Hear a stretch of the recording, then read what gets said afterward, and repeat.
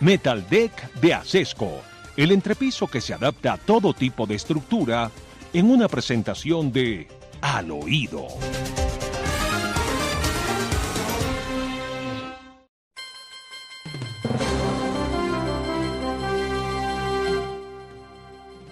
Además, quiero empezar por felicitarlo, por felicitar a María Fernanda Cabal por la denuncia que van a presentar por un delito de una notoriedad tan grande que uno no se explica cómo pudiera pasar desapercibido. Una falsa motivación de un acto administrativo, pero una mentira pavorosa, reconocida por el propio mentiroso. ¿Nos quiere explicar en 2 minutos de qué se trata, Amar? Claro, doctor Fernando, lo que ha dicho la senadora María Fernanda Cabal esta madrugada al conocer la nueva carta de Álvaro Leiva es que efectivamente el presidente de la República incurrió en una falsedad ideológica en documento público y en una falsa motivación al presentar un decreto mediante el cual prolongó su estadía en París en el año 2023. ¿Qué ocurre, doctor Fernando? De acuerdo con el documento que conocimos todos, que es el decreto 1009 del 24 de junio del 2023, en ese documento, cuando Gustavo Petro estuvo desaparecido por cerca de 2 días, en ese documento, Gustavo Petro afirma, en el decreto que firma, que por fallas técnico-aeropuertuarias no puede regresar a Colombia. Pero lo que realmente ocurría, y testigos de eso son los periodistas, testigo de eso es Álvaro Leiva, al que la senadora María Fernanda Cabal pide que citen a la comisión de acusaciones, es que Gustavo Petro estaba perdido en algún lugar que, dijo Álvaro Leiva, causaba vergüenza. Petro después salió a decir en las redes sociales, junto con su hija, que vive en París, que él estaba con su familia. Lo cierto, doctor Fernando, es que si estaba perdido y dijeron que había una falla técnico-aeroportuaria, o si estaba con su familia, pero insisten en que había una falla técnico-aeroportuaria y firmaron ese decreto, el 1009 del 2024, del 2023, hay una clara y manifiesta falsedad ideológica en documento público. Y Sí, por eso claro. le pide la senadora Cabal que lo investigue la comisión de acusaciones. Es claro que no estaba con su familia. Estaba en uno de esos viajes que tienen los drogadictos y que tienen los alcohólicos y los alcohólicos drogadictos. Esos viajes los llevan a sitios muy especiales. Hablaremos detalladamente de Mar, del nuevo mensaje de Álvaro Leiva, ¿no? Claro. Demasiado largo, pero 8 páginas. cuenta toda la historia. 8 Toda la páginas, historia. Fernando, de lo que está pasando con Gustavo Petro. Y si quiere, Quique, vamos con la primera, con las que he ido señalando, porque ya hice un resumen de este documento larguísimo, doctor Fernando, pero se lo puedo resumir muy fácil.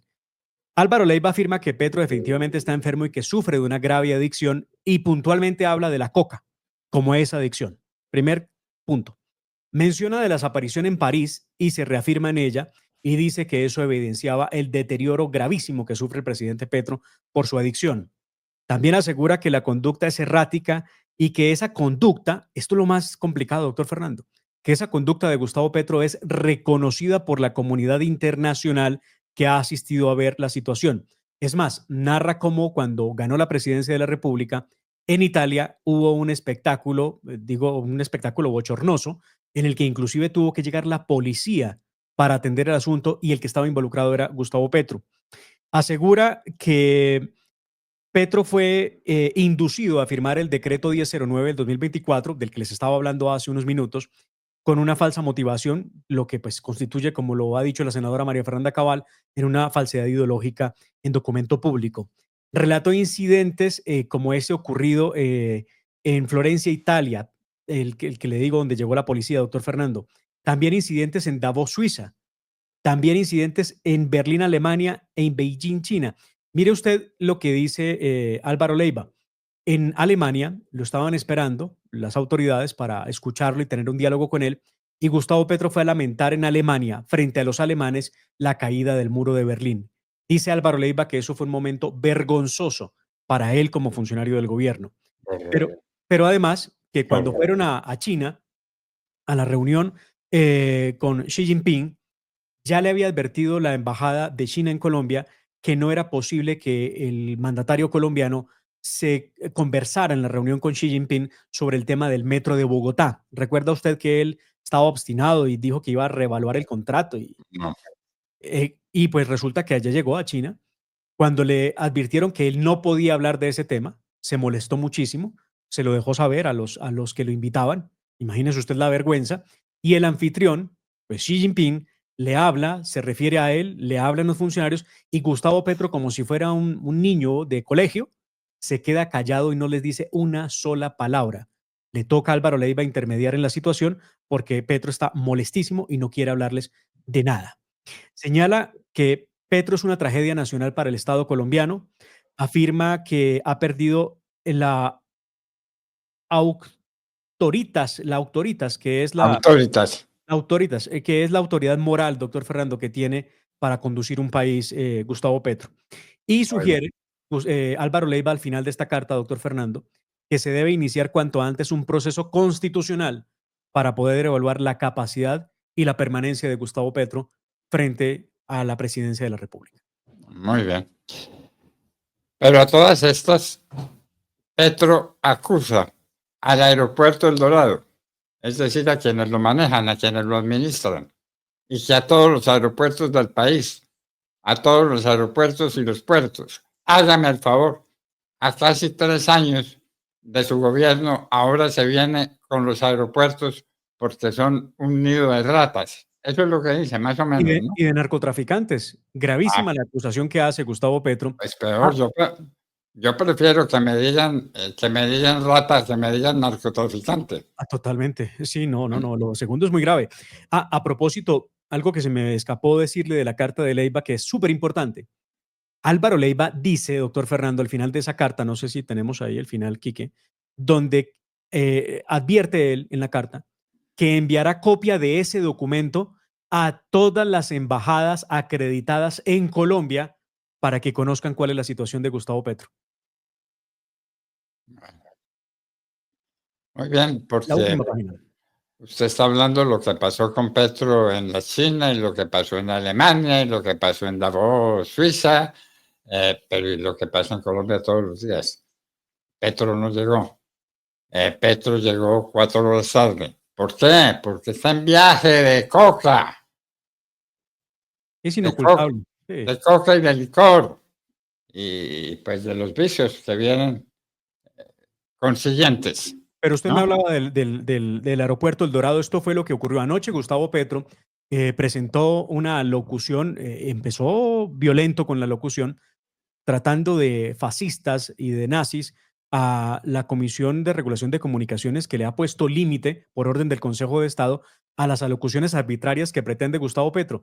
Porque es que, doctor Fernando, de verdad que la obstinación que tiene de violar la norma es una cosa enfermiza. Le han dicho que la locución es un tema unipersonal, que es por un asunto de relevancia nacional, de interés general y por tiempo limitado. Y Petro no quiere hacer caso de ninguna de esas cosas.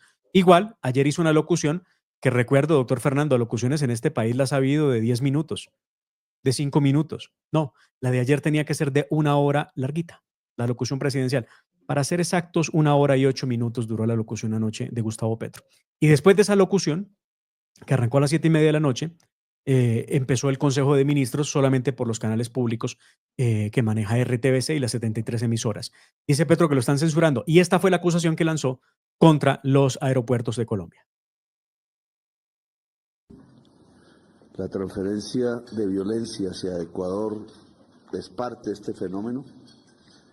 En la medida que más éxito tengamos en incautar dentro o en el mar colombiano o en el mar internacional con ayuda colombiana, el narcotráfico se vuelve más regional, se desplaza. Y uno de los lugares de mayor desplazamiento es Ecuador, con graves problemas, después de las elecciones que han impedido que reconozcamos las elecciones tal cual como en Venezuela,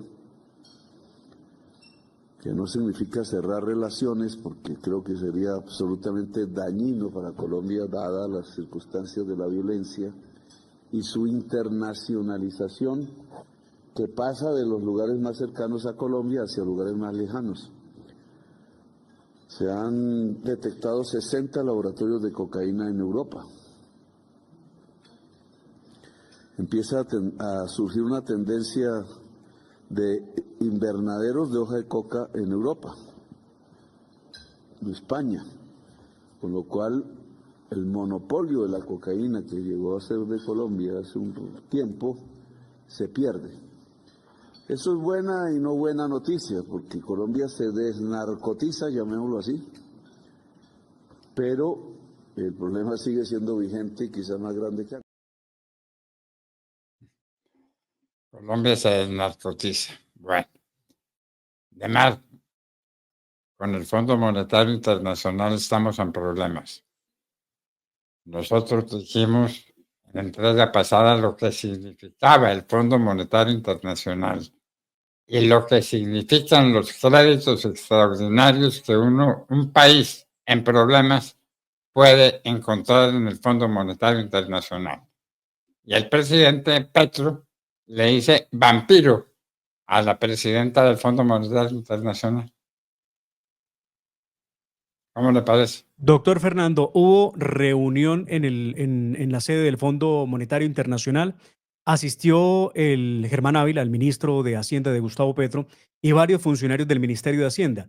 Y fueron, como diríamos nosotros aquí en Colombia, doctor Fernando, con cuentos, ¿no? A echar historias. Entonces, en la conversación le preguntaban directamente a Gustavo Petro, a Germán Ávila, qué acciones estaba adelantando para enfrentar la situación de déficit fiscal, para enfrentar la situación de rompimiento de la regla fiscal. Y la respuesta era ambigua. Sí, estamos trabajando, vamos a proponer, tendremos que presentar. Y entonces llegó un punto en el que le dijeron a Ávila y a sus funcionarios, perdone, pero así no funcionamos, así no entendemos nosotros. Nosotros necesitamos hechos concretos que muestren que ustedes están mejorando la situación económica del país, las finanzas del país, no promesas, no anuncios. No es lo que funciona acá. Y eso, doctor Fernando, lo que hace ver es que salió muy mal la reunión y que por lo pronto seguirá suspendida el cupo de crédito que tenía el Fondo Monetario Internacional para Colombia. Problema de una gravedad extraordinaria. El enfrentamiento con el Fondo Monetario Internacional. Hágame el favor, era lo que nos podía faltar. Entonces, el presidente pelea con el Banco de la República aquí en Colombia y con el Fondo Monetario Internacional. ¿A dónde nos va a llevar este sujeto detrás de sus adicciones y detrás de su incompetencia? ¿A dónde vamos a parar? Además, a estas alturas el procurador le pide al gobierno actuaciones concretas contra el Plan Pistola en Colombia. Ojo, ya han matado más de 30 policías y la orden que viene de Venezuela es matar jefes de la policía, los altos mandos. Doctor Fernando, la situación es sencillamente espantosa en el país. Anoche se conoció de un nuevo ataque en el departamento de Córdoba. Fueron asesinados por terroristas en el municipio de Buenavista, 2 soldados en medio del plan Pistola. Y con ellos 2 se eleva a 31 el número de hombres de la fuerza pública asesinados en los últimos 20 días en el gobierno de Gustavo Petro. Esto es lo que ha dicho el Procurador General de la Nación, al que pocas veces se le escucha. Vamos a ver esta vez qué es lo que ha afirmado Gregor Elhaj. La República ha anunciado que en el Consejo de Ministros de este lunes abordará el tema de la lucha contra la criminalidad.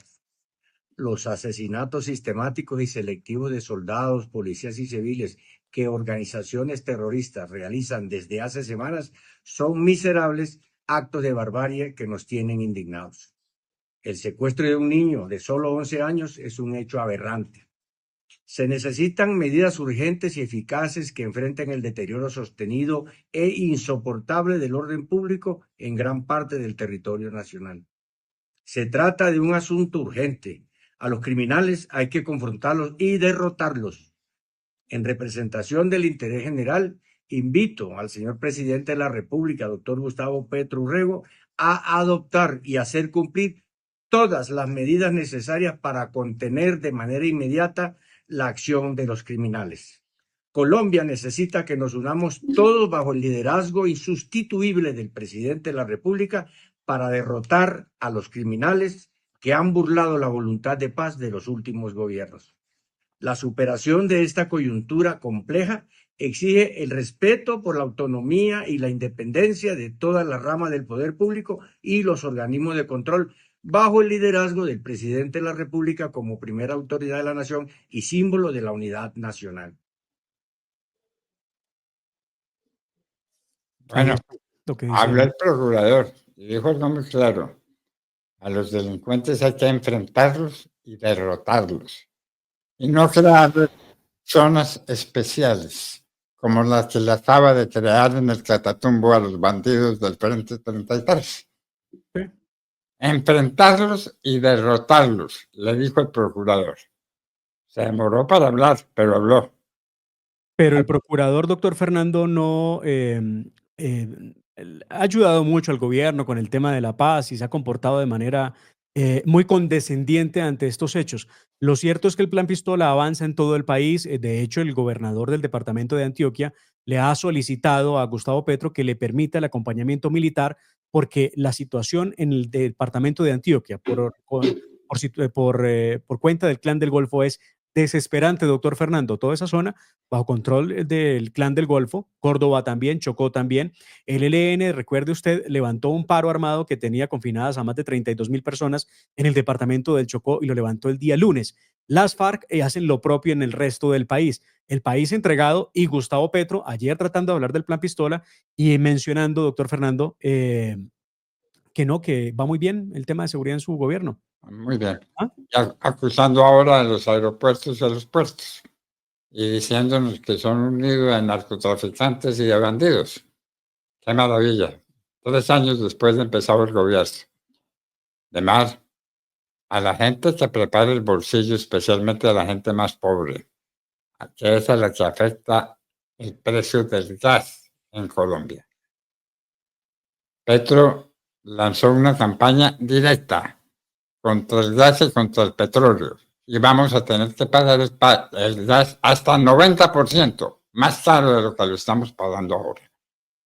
Esto ocurrirá, doctor Fernando, por cuenta del embeleco de Gustavo Petro de importar gas, porque resulta que él ha considerado que no hay forma de producir gas en Colombia porque contaminamos con ese gas que producimos, como si el gas que importáramos no contaminara también. Todo esto tiene que ver con la situación que se vive por cuenta de las importaciones gasíferas que vienen al alza y que pueden seguir creciendo para el próximo año. Los analistas están diciendo que esas compras externas de gas podría derivar a alzas en la tarifa de hasta el 90 o el 89,3% en ciudades como Bogotá. Oigan, hagan cuentas. ¿Cuánto es el 90% de los 25.000, 30.000 o 50.000 pesos que usted paga en la factura del gas? Hagan cuentas. Por cuenta de que Petro se le ocurrió que es que no podemos explotar el gas, doctor Fernando. Bueno, el ministro de Trabajo será acusado el 26 de mayo por el carrusel de la contratación. Qué vergüenza. Qué vergüenza, ¿no? Qué pena. Lo dio a conocer ayer la Corte Suprema de Justicia.